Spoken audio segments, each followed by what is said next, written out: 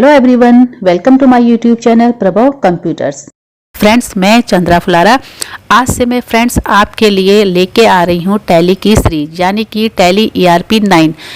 Friends, tally एक ऐसा software है, अगर हम एक बिजनेस करते हैं तो टैली में हम अपने बिजनेस में होने वाले लाभ हानि यानी प्रॉफिट लॉस या दिन भर जितने भी हमारे खर्चे होते हैं, इनकम होती है, उसका हिसाब किताब टैली में हम रख सकते हैं, और वो भी बहुत आसान तरीके से।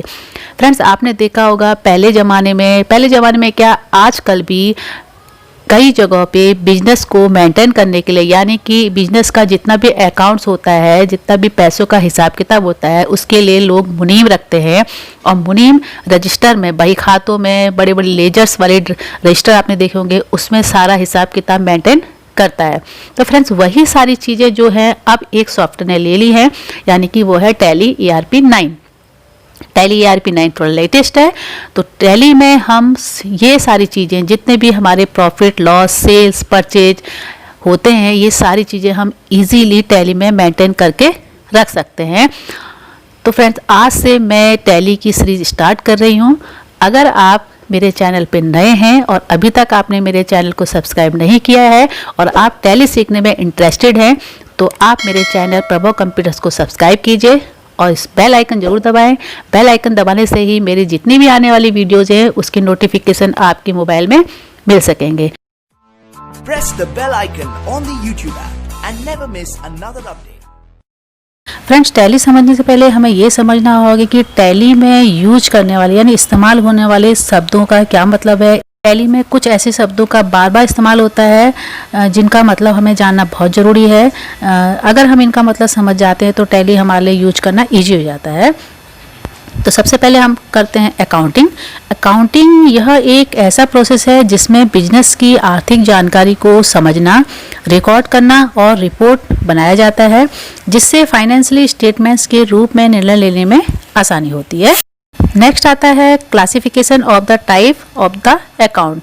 अकाउंट्स के जो क्लासिफिकेशन प्रकार होते हैं, कितने होते हैं, तो अकाउंट 3 तरह का होता है। पहला पर्सनल अकाउंट, ऐसे सभी खाते जो किसी व्यक्ति, संस्था, बैंक, फर्म या फिर कंपनी से संबंधित होते हैं, उनको हम पर्सनल अकाउंट कहते हैं। नेक्स्ट आता है हमारा रियल अकाउंट। ऐसे सभी अकाउंट जो वस्तुओं से संबंधित होते हैं, ऐसी वस्तुएं जिन्हें हम देख सकते हैं मगर महसूस नहीं कर सकते, उन्हें हम रियल अकाउंट कहते हैं। नेक्स्ट आता है नॉमिनल अकाउंट। व्यापार में समस्त खर्चों और हानियों व लाभ, आय से संबंधित खातों को नॉमिनल अकाउंट यानी कि जिसे कि नाम मात्र का खाता या अवास्तविक खाता भी कहा जाता है, इसमें रखा जाता है। नेक्स्ट आता है कैपिटल।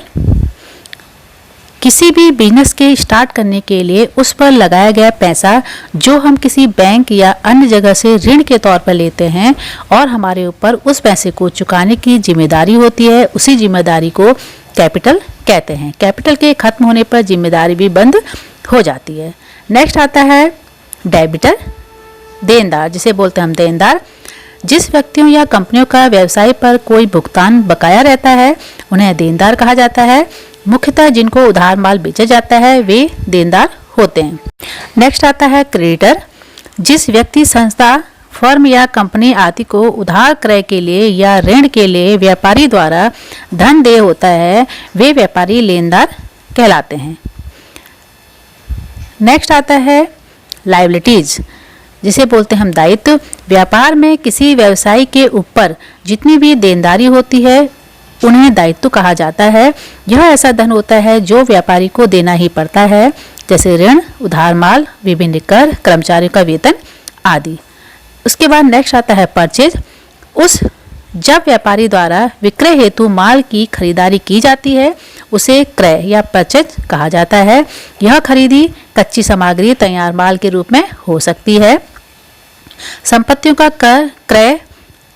का क्रय परचेज में शामिल नहीं हुआ है, क्योंकि ये पुनः विक्रय के लिए नहीं होती है। Press the bell icon on the YouTube app and never miss another update. Next आता है सेल्स। लाभ प्राप्ति के उद्देश्य से जब क्रय किया हुआ माल बेचा जाता है उसे विक्रय या सेल्स कहते हैं। नगद माल बेचने को नगद विक्रय या कैश सेल तथा उधार माल बेचने को उधार विक्रय या क्रेडिट सेल कहते हैं। नेक्स्ट आता है डायरेक्ट एक्सपेंसेस।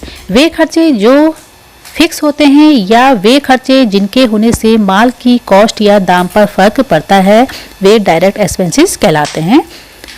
इनडायरेक्ट एक्सपेंसेस, वे खर्चे जो फिक्स नहीं होते या वे खर्चे जिनके होने से माल की कॉस्ट पर कोई फर्क नहीं पड़ता, वे इनडायरेक्ट एक्सपेंसेस कहलाते हैं।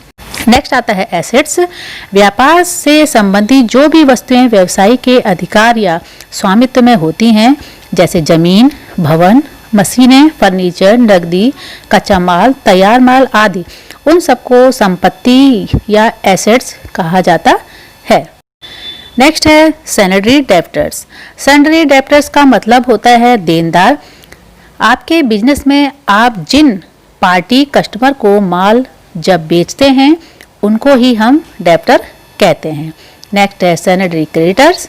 सैलरी क्रेडिटर्स का मतलब होता है कि जब भी हमारे बिजनेस में हम कोई भी गुड्स हम किसी पार्टी कस्टमर फर्म से उधार पर परचेज करते हैं, तो उस पार्टी कंपनी को हम अकाउंटिंग भाषा में सैलरी क्रेडिटर्स के नाम से जानते हैं। नेक्स्ट है लेजर।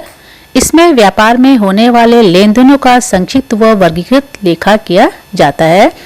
फ्रेंड्स, अब हम टैली में कुछ जनरल एंट्रीज भी बनाते हैं, डेली रिकॉर्ड ऑफ ट्रांजेक्शन, जिसमें हम डेली रिकॉर्ड के जितना भी हमारा ट्रांजेक्शन होता है उससे का रिकॉर्ड हम जनरल एंट्री में करते हैं। तो फ्रेंड्स, अगर आपको मेरी आज की वीडियो पसंद आई तो प्लीज़ इसे लाइक कीजिए, शेयर कीजिए, सब्सक्राइब कीजिए और बेल आइकन दबाना ना भूलें। मिलती हूँ आपसे इसके नेक्स्ट पार्ट में। तब तक के लिए thanks, bye bye, take care. Press the bell icon on the YouTube app and never miss another update.